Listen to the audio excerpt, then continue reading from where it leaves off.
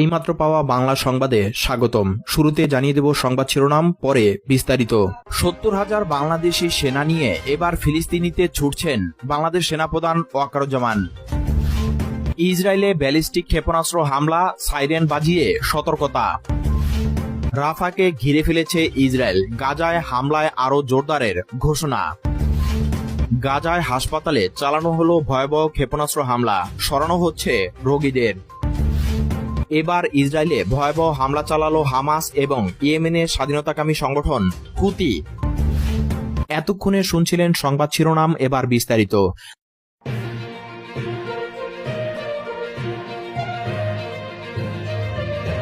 বিশ্ব রাজনীতিতে নতুন করে উত্তেজনা সৃষ্টি করেছে একটি সেনা কূটনৈতিক উদ্বেগ। বাংলাদেশ সেনাবাহিনীর ৭০,০০০ সুসজ্জিত, প্রশিক্ষিত এবং প্রস্তুত সেনা যদি ফিলিস্তিনের মুক্তির লক্ষ্যে সরাসরি মাঠে নামে এবং এই মিশনে নেতৃত্বে থাকেন সেনাপ্রধান লেফটেন্যান্ট জেনারেল মোহাম্মদ ওয়াকারুজ্জামান, তাহলে ইসরায়েলের নিরাপত্তা পরিস্থিতি একেবারে পাল্টে যেতে পারে।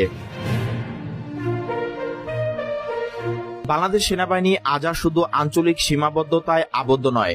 জাতিসংঘ শান্তিরক্ষী মিশনে দশকের পর দশক ধরে অংশগ্রহণের মাধ্যমে তারা অর্জন করেছে আন্তর্জাতিক অভিজ্ঞতা ও সুনাম।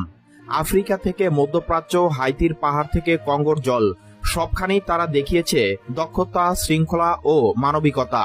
আজকের বাংলাদেশ সেনাবাহিনী আধুনিক প্রযুক্তিতে সজ্জিত, ড্রোন অপারেশন, সাইবার ওয়ারফেয়ার ও আধুনিক অস্ত্রশস্ত্র ব্যবহারে পারদর্শী এক বাহিনী।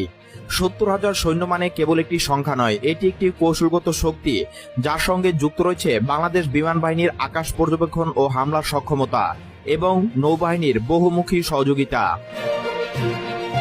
মধ্যপ্রাচ্যে ফিলিস্তিনি জনগণের উপর চলমান দমন পীড়নের প্রতিবাদে বাংলাদেশে একটি আন্তর্জাতিক মানবিক মিশনের অংশ হিসেবে সৈন্য পাঠানোর ঘোষণা দেয়। এই বাহিনী সরাসরি গাজা উপত্যকায় পৌঁছে যায়, যেখানে সেনাপ্রধান ওয়াকারুজ্জামান নিজেই নেতৃত্ব দেন। এই ঘোষণার পরপরই বিশ্বব্যাপী কূটনৈতিক ভূমিকম্প শুরু হয়। ইসলামী দেশগুলো একে একে সমর্থন জানায় এই পদক্ষেপকে। তুরস্ক, ইরান, পাকিস্তান এবং মালয়েশিয়ার মতো দেশগুলো প্রকাশ্যে বাংলাদেশকে সহায়তার প্রতিশ্রুতি দেয়। আন্তর্জাতিক গণমাধ্যমে বাংলাদেশ সেনাবাহিনীকে বলা হয় the new guardians of Gaza. Israel, যারা এতদিন ধরে সামরিক দিক দিয়ে ফিলিস্তিনিদের চাপে রেখেছিল, হঠাৎই এক অস্বস্তিকর পরিস্থিতিতে পড়ে যায়। ৭০,০০০ ট্রেন সৈন্য, যাদের হাতে রয়েছে অত্যাধুনিক প্রযুক্তি এবং যারা যুদ্ধক্ষেত্রে বাস্তব অভিজ্ঞতা নিয়ে এসেছে, তাদের ফেস করা যে সহজ হবে না তা বোঝে তেল আবিব। ইসরায়েলি প্রতিরক্ষা বাহিনী আইডিএফ দ্রুত সীমান্তে অতিরিক্ত সেনা মোতায়েন করে আকাশ প্রতিরক্ষা ব্যবস্থাগুলো সর্বোচ্চ প্রস্তুতি নিয়ে আসে। তারা যুক্তরাষ্ট্রের সাহায্য চায়, কিন্তু যুক্তরাষ্ট্র